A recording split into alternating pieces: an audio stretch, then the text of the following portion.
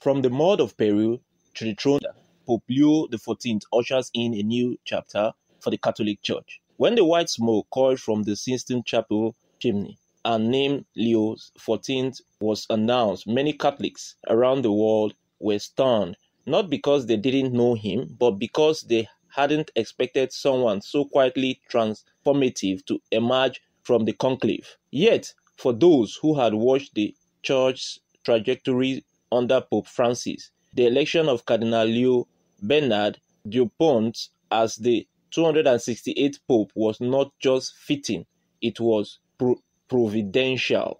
Despite being born in Chicago in 1955, Pope Leo XIV has long been considered the least American of the American cardinals. His life path has taken him far from the typical corridors of power and comfort. His identity, formed in the crucible of cultural convergence, makes him a uniquely global pope. His Creole roots trace back to New Orleans, a lineage born of European, African, and indigenous intermingling, a legacy of resilience, cultural fluency, and profound empathy. He is a true polyglot, a builder across linguistic and cultural divides. In addition to English, he speaks Spanish, Italian, French, and Portuguese fluently. He also reads Latin and German with ease.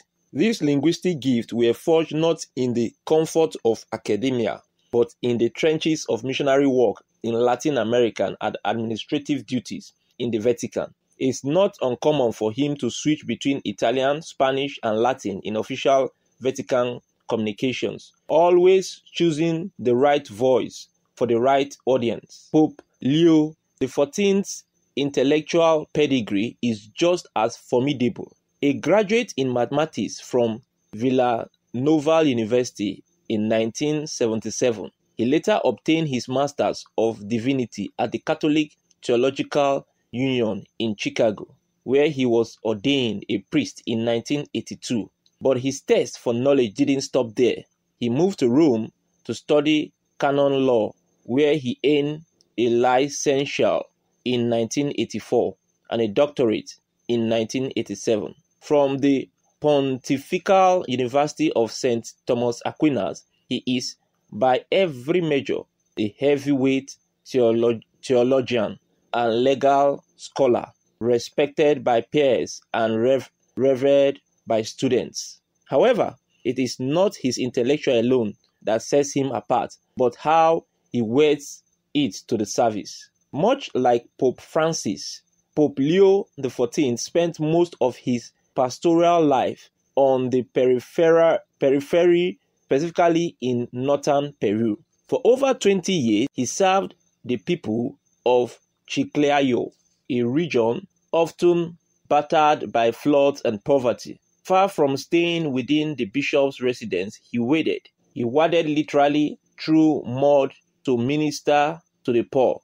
Locals lovingly call him the Saint of the North for his selfless pastoral care and constant presence among the marginalized. During the COVID-19 pandemic, while many dioceses struggled, the Bishop Dupont moved swiftly and compassionately secured 2 oxygen plants to serve the health needs of the 1.3 million people in the diocese. That is about 83% of whom are Catholics. His work was a blend of practical action and spiritual leadership, grounded in a theology that puts the poor first. Recognizing his need, his deep pastoral insights, and global perspective, Pope Francis called him to Rome in 2023, making him a cardinal and appointing him as prefect of the dicastery for bishops. In this crucial role,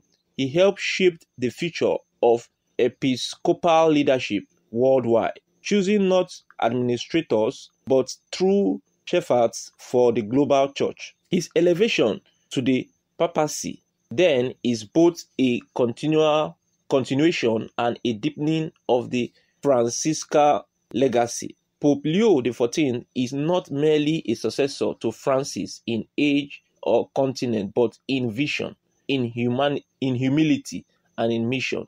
It is as if Pope Francis selected his spiritual heir years in advance, a Latin American at heart, forged in service, who just happened to be born in the American Midwest. What can we expect from Pope Leo XIV?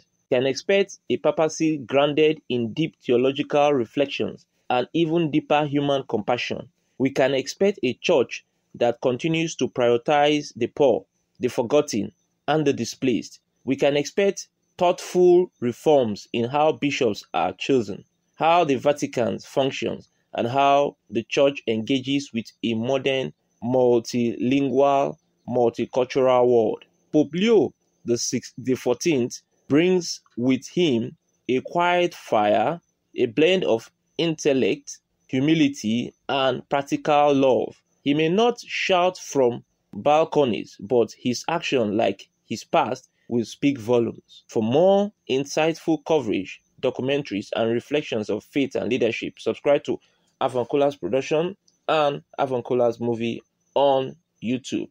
Join us in chronicling